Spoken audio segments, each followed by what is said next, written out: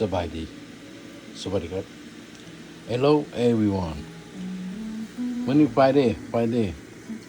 บ่ได้ไปการบ่ได้ทำบ่ได้ไปถ่ายนามื้อนี้เฮ็ดเมื่อวานนี้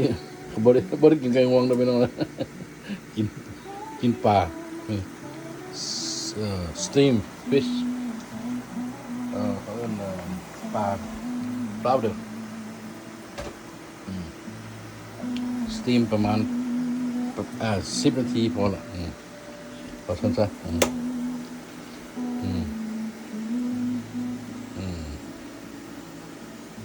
แล้วก็บ่มีหยังหลายมีแต่ขิงแล้วก็โอ้น้ำเพิ่นอยากหลายป่ะนี่เพราะว่า ต้องที่มันมอง8 นาทีแหละแต่ว่าก็โอเค10 นาทียัมมี่ว่าซะจังนั้นก็เอาซอสใส่ ยัมมี่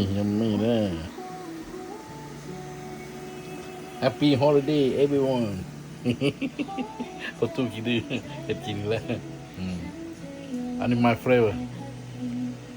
แปลว่าคันไปร้านอาหารใช้นี่เป็นต้องออเดอร์นี่แหละแต่ว่าแพงด้วยพี่น้องทีนี้ราคาบ่แม่นน้อยแต่ว่าเฮ็ดกินเองบ่แม่นดอกเฮาบ่มีโอกาสได้ไปว่าซั่นไปไปนอกมันหนาวเด้ว่าซั่นซะเอามาเด้อพี่น้องเด้อแซ่บๆยัมมี่